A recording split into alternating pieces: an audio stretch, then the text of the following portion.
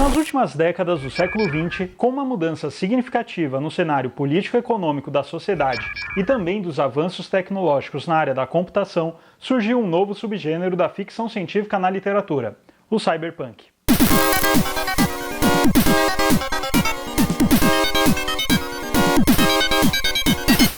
O termo cyberpunk vem do conto do escritor Bruce Bethke chamado justamente cyberpunk. Bethke criou o termo em 1980, porém o conto foi publicado somente 3 anos depois, em novembro de 83, no volume 57 da revista Amazing Science Fiction Stories, número 4. O termo cyberpunk foi popularizado por Gardner Dozois, que além de escritor de ficção científica, também era editor da Isaac Asimov Science Fiction Magazine. E ele utilizava o termo justamente para descrever esses trabalhos que tinham enfoque na alta tecnologia cibernética, porém em um mundo cuja boa parte da sociedade vivia em péssimas condições. E esse é o famoso conceito do high-tech low-life, alta tecnologia e baixa qualidade de vida. Conceito aí presente em praticamente todas as histórias do subgênero do cyberpunk. E é por isso que a união desses dois termos, o cyber, que se refere à tecnologia cibernética, e o punk por conta daquele caráter transgressor dos protagonistas dessas histórias.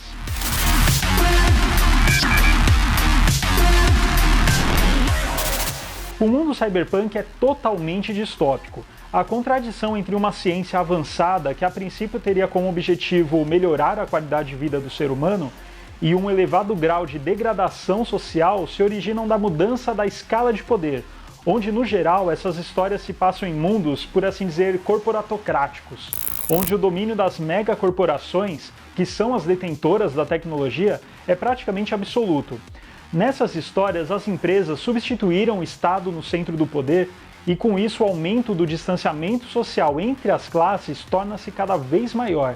E para representar essa característica, muitas histórias se utilizam da própria arquitetura urbana da cidade, onde temos a classe mais privilegiada e as corporações em edifícios altíssimos, ou até mesmo colônias fora do planeta, enquanto o restante da população fica literalmente no chão, ou às vezes até no mundo subterrâneo. E esse nível base costuma ter uma ambientação no ar, com muita chuva, poluição e histórias que geralmente acontecem à noite. É um local naturalmente opressivo, mas não só pelo espaço que normalmente é diminuto, mas também por um excesso de informação, com uma miscigenação caótica de culturas e estilos e aqueles outdoors gigantescos incentivando o consumo. Visualmente é um símbolo muito forte, indicando a pequenez daquele indivíduo perante essa exigência imposta pelos detentores de poder. E é desse cenário que emergem os rebeldes e protagonistas da maior parte das histórias cyberpunk.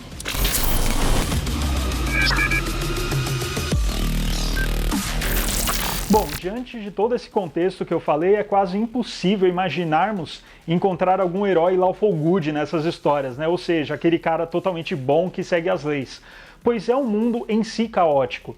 Portanto, grande parte dos protagonistas do subgênero acabam sendo anti-heróis ou até mesmo bandidos, que nem sempre, mas muitas vezes, eles não estão preocupados com o bem comum, mas eles batem de frente com o sistema para benefício próprio ou de algum pequeno grupo, uma gangue, enfim. E normalmente ele faz isso usando a tecnologia do próprio sistema contra ele. O Lawrence Pearson, que era o editor da premiada fanzine de ficção científica Nova Express, quem leu Watchmen tá ligado o nome, ele disse que os personagens do cyberpunk clássico são seres marginalizados, distanciados, solitários que vivem à margem da sociedade, geralmente em futuros distópicos, onde a vida diária é impactada pela rápida mudança tecnológica, uma atmosfera de informação computadorizada ambígua e a modificação invasiva do corpo humano. Já William Gibson, autor do Neuromancer, considerado por muitos o principal expoente do gênero, ele disse que o indivíduo cyberpunk é uma espécie de pichador virtual, que se utiliza de seu conhecimento acima da média dos usuários para realizar protestos contra a sistemática vigente das grandes corporações, sob a forma de vandalismo com cunho depreciativo, a fim de infligir-lhes prejuízos, sem contudo auferir qualquer ganho pessoal com tais atos. Inclusive tem um texto meu sobre o Neuromancer do William Gibson lá no site Formiga Elétrica, tem link aqui na descrição do vídeo. E por conta de tudo isso, os protagonistas do cyberpunk, eles dificilmente seguem uma jornada que terminará de forma edificante. Não existe aquele típico elixir, o bem a ser conquistado para melhorar a vida da população, porque o cyberpunk ele possui um niilismo intrínseco, de forma que a vitória dos seus personagens elas são temporárias, e isso quando muito, o que nos remete diretamente ao mito de Sísifo, o filho do rei Éolo da Tessália. O Sísifo ele era considerado o mais astuto dos mortais, assim como nossos protagonistas no cyberpunk, que possuem uma inteligência muito acima da média. Só que o Sísifo ele desafiou e enganou os deuses diversas vezes. Essa rebeldia dele também tem ecos com os nossos personagens do cyberpunk, que sempre estão se voltando contra o poderoso sistema. E como punição, o Sísifo ele foi condenado por toda a eternidade a empurrar uma grande pedra com suas mãos até o topo de uma montanha. Só que toda vez que ele chegava no cume, a pedra caía de volta. Assim como muitos esforços dos nossos protagonistas no cyberpunk, eles mostram-se em vão no final.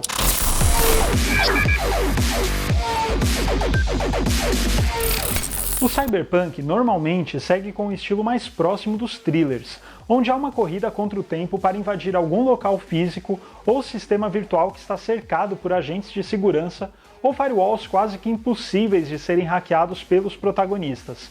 É uma narrativa muito ágil e dinâmica, pois como eu falei lá atrás no vídeo, é um território muito volátil e cheio de informações. Mas o que diferenciou a narrativa cyberpunk de boa parte de outros exemplares da ficção científica é que a trama se ambienta em boa parte da história no ambiente virtual, normalmente através de uma ligação direta do cérebro humano do protagonista. E é justamente esse zigue-zague entre o mundo real e o virtual que faz com que tanto os leitores, quanto os espectadores, jogadores e os protagonistas na história se questionem se os eventos passados foram reais ou não. Pois a partir de determinado momento em algumas narrativas, essa fronteira entre o real e o virtual fica cada vez mais tênue. A tecnologia avançada torna essa fronteira cada vez mais fina e menos definida. Embora não seja nem de longe a exclusividade do cyberpunk, esse é o ponto que particularmente eu mais gosto, pois abre um leque muito interessante de possibilidades intranarrativas, pois você brinca com a perspectiva e o peso que cada personagem dá sobre a verdade e sobre o fato, onde a verdade ela é subjetiva para cada um e ela pode mudar com o passar do tempo, mas o fato ele é um princípio elementar que é único, imutável e objetivo para qualquer um. Por exemplo, em Matrix, o personagem Cypher sabe do fato da existência da Matrix, mas ele prefere e dá mais valor para viver uma verdade criada em seu cérebro a partir de uma simulação. Então ele prefere se esquecer do fato para viver uma verdade falsa. Já em contraponto, temos a Trinity, que mesmo sabendo que a simulação criada pelas máquinas é mais prazerosa, ela prefere fincar a sua consciência no fato, no mundo real, e não numa ilusão. I gotta choose between that and the Matrix. I choose the Matrix. The Matrix isn't real.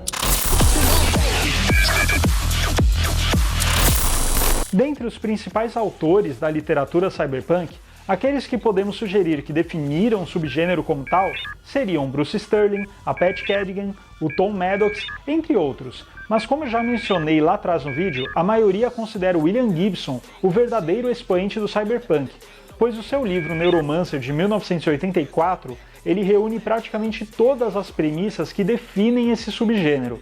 Agora, um apanhado interessante para compreender o cyberpunk em seu início lá na década de 80 é uma coletânea de contos editada pelo Bruce Sterling em 1986, chamada Mirror Shades: A Cyberpunk Anthology, onde ele reúne escritos dos principais autores cyberpunk da época, como esses que eu mencionei aqui atrás.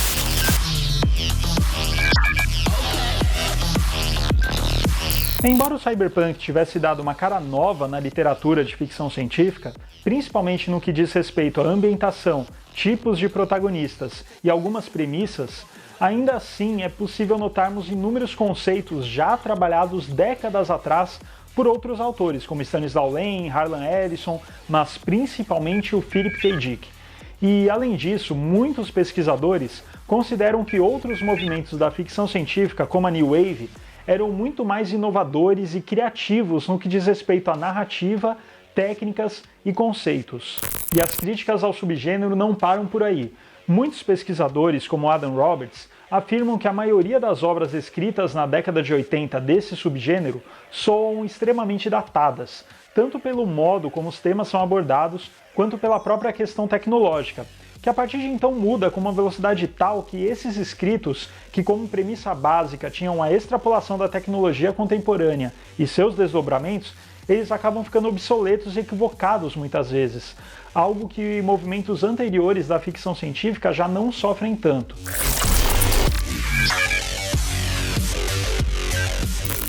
Podemos dizer que o cyberpunk, por sua característica transgressora, estilo agitado de narrativa e estética muito particular, ele é um subgênero que funciona muito bem em outras mídias visuais como quadrinhos, animações, cinema e videogames. Não é à toa que temos inúmeros exemplares muito marcantes em cada um desses formatos. Por exemplo, no cinema, nós podemos citar filmes como Blade Runner, baseado no livro Android Sonho com Ovelhas Elétricas, do Philip K. Dick e dirigido pelo Ridley Scott, e claro, temos o Matrix das irmãs Wachowski. Lá no site Formiga Elétrica você vai encontrar um texto meu falando sobre o romance do Philip K. Dick, e aqui no nosso canal no YouTube nós temos um vídeo em que eu, o Daniel e o Rafa falamos bastante sobre o filme. Clica nesse card aqui para conferir lá depois. Indo lá para o Oriente, tanto na animação quanto no mangá, nós temos o Akira e principalmente Ghost in the Shell, todos com um visual super impactante e conceitos riquíssimos. E no caso dos games, bem lá no começo, nos primórdios, nós temos o clássico Shadowrun, esse é para quem é mais vintage mesmo, e aí o assunto vindo à tona novamente, né, com um vindouro e super aguardado aí pela galera, o Cyberpunk 2077. Aliás, falando nesse jogo aí, o Keanu Reeves ele é o ator que mais aparece em obras cyberpunk, né? Pois além dele estar nesse jogo, Cyberpunk 2077, ele também é o Neo do Matrix, ele também atuou o Nome em Duplo do Richard Linklater, filme baseado no livro A Scanner Darkly do Philip K. Dick, que inclusive tem um vídeo aí no nosso canal, se você quiser clica nesse card para ver depois. E também, para quem lembra, ele é o protagonista do filme Johnny Mnemonic, o ciborgue do futuro. Se bem que esse talvez seja melhor não lembrar, hein? But there is a solution. Your storage capacity? I can carry nearly 80 gigs of data in my head. Input the data into the brain of a human courier, like Johnny Mnemonic. Hit me.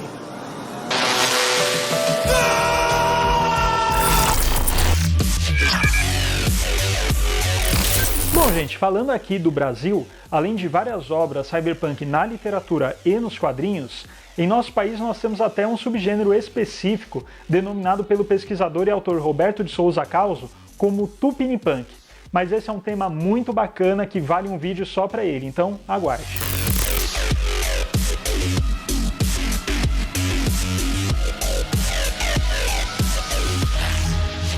E por hoje é isso, pessoal. Espero que vocês tenham gostado desse vídeo. O intuito dele foi fazer um overview, fazer uma introdução para vocês desse subgênero da ficção científica, o cyberpunk. Deixe aí nos comentários quais são as suas obras cyberpunk favoritas e também nos avise caso você queira que Formiga Elétrica faça um vídeo falando de alguma obra em específico. E é claro, não deixe de se inscrever no canal clicando nessa formiguinha que está aparecendo aqui. Também dê um joinha se você gostou do vídeo e compartilhe com aquela galera que você sabe que vai curtir esse conteúdo. Então é isso, pessoal. Obrigado e até a próxima.